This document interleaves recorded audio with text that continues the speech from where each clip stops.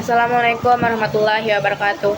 Perkenalkan, nama saya Keisha Kirana Nurzaman dari 10 Perbankan 2 akan menjelaskan tentang perilaku produsen. Perilaku produsen dalam kegiatan ekonomi. Pengertian produsen: orang yang menghasilkan suatu barang atau jasa yang mempunyai nilai pakai atau nilai guna untuk dikonsumsi oleh konsumen.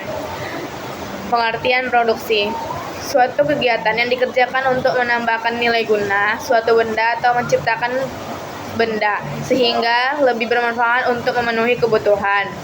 Tujuannya adalah memenuhi kebutuhan manusia untuk mencapai kemauan. Kemauan akan tercapai jika tersedia barang dan jasa dalam jumlah yang mencukupi. Tujuan produksi bagi produsen: untuk meningkatkan keuntungan dan menjaga kehidupan perusahaan. Faktor-faktor produksi: ada faktor tetap, yaitu jumlahnya tetap, dan contohnya adalah mesin pabrik. Lalu ada faktor produksi variabel, yaitu yang jumlahnya berubah-ubah tergantung jumlah yang diproduksi. Contohnya beban baku dan tenaga kerja.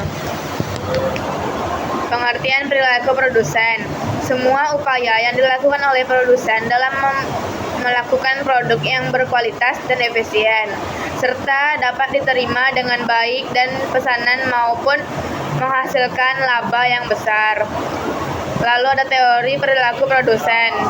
Sebuah produsen yang menggunakan perilaku produsen dalam menghasilkan produk, barang, dan jasa.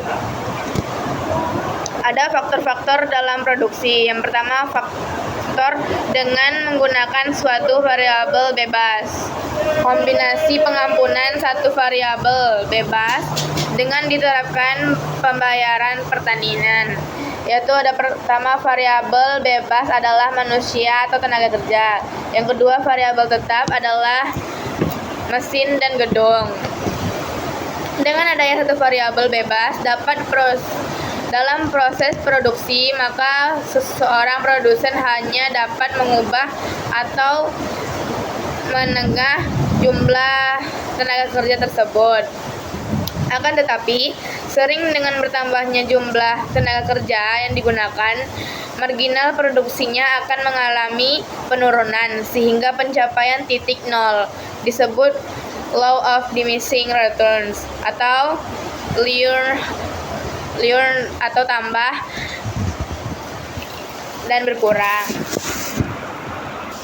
Yang kedua, ada produksi dengan menggunakan dua variabel bebas. Produksi dengan menggunakan dua variabel bebas ini bahwa pada jangka waktu yang relatif lama, semua return produktif akan berubah menjadi faktor produksi variabel. Contohnya dalam suatu perusahaan merupakan terdapat dua faktor produksi bebas, yaitu tenaga kerja atau modal. Yang ketiga, ada circular flow diagram, yaitu peran perilaku ekonomi. Ada 4: rumah tangga konsumsi, rumah tangga produksi, pemerintahan, dan masyarakat luar negeri. Diagram interaksi antar pelaku kegiatan ekonomi. Yang pertama, ada diagram interaksi antara dua pelaku kegiatan ekonomi. Yang kedua, diagram interaksi antara tiga pelaku kegiatan ekonomi, yaitu rumah tangga produksi sebagai penghasil barang dan jasa, serta menghasilkan faktor produksi yang digunakan. Yang kedua, ada rumah tangga produsen. Rumah tangga produsen berupa gaji, upah, dan anggaran sewa atas perilaku produsen. Yang ketiga, ada rumah tangga konsumsi, memberikan barang atau jasa. Yang terakhir, diagram interaksi antara 4 perilaku kegiatan ekonomi masyarakat luar negeri. Dalam diagram interaksi, 4 sektor memiliki peran sebagai berikut: mengimpor barang hasil produksi rumah tangga produksi, menyediakan faktor produksi yang dibutuhkan rumah tangga produksi melalui kegiatan input yang dilakukan rumah tangga produksi, mengekspor barang hasil produksi rumah tangga konsumsi, menerima produksi, faktor produksi dari rumah konsumsi.